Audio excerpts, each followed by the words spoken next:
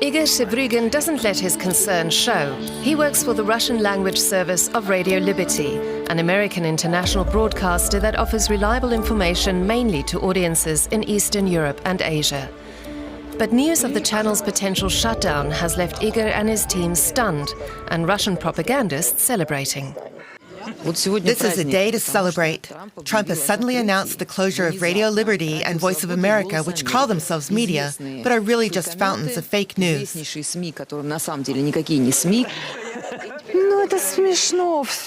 Russian propaganda is a bad joke. What did she call us? Fountains of fake news. It'll be fine. Just some commotion. Or we're hysterical. Could be.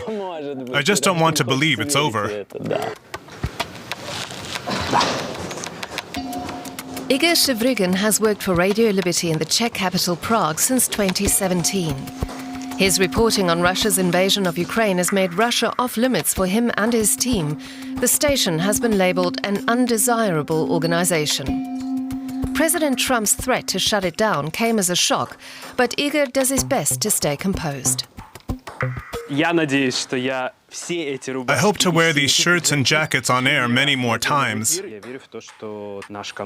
I believe our broadcasts are very important to our viewers, and that Radio Liberty will absolutely continue. For me personally, there's no reason to panic. It's just a normal working day. This is Radio Liberty, an independent radio. In countries where press freedom is restricted, Radio Liberty has been a vital source of information since it was founded in 1953. Back then, the US-funded station broadcast to audiences behind the Iron Curtain. Today, its journalists report for listeners in authoritarian states like Iran, Afghanistan, Russia, and Belarus.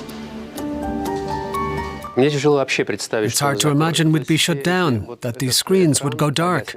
We're in a very difficult situation. Our funds will soon run out. Pavel Butorin leads the Current Time digital and TV network, which has become a key source of Russian language reporting during Russia's war of aggression against Ukraine. Despite censorship in Russia and the Russian-occupied territories of Ukraine, the show draws several million viewers. Today we're reporting on the peace negotiations in Saudi Arabia and continuing our work on the ground in Ukraine, asking people what they think of the negotiations. Sergei, where are our reporters right now? In Pokrovsk. Many journalists work at great personal risk, including Pavel Butorin's wife, Alsu Kurmasheva. Her reporting for Radio Liberty led to months in a Russian prison. The team feared for her safety. Now the station's very existence hangs in the balance. I'm concerned about the future of my colleagues who only have passports from their home countries. They could be deported at any time. Many can't return to Russia or Belarus, for example. My own wife spent nearly 10 months in prison on a trumped-up charge and was only released thanks to US government intervention. But many of our colleagues don't have that protection. I worry about what might happen to them. Like Pavel, Igor hopes the US judiciary will protect the station. The US Constitution prohibits government interference in journalistic work. The station is committed to remaining independent.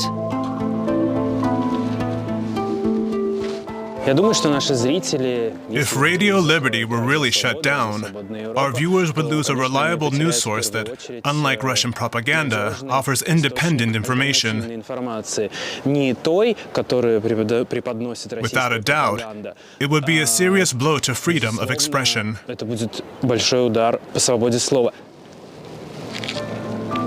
Shortly after our filming, a US court temporarily halted the closure of Radio Liberty.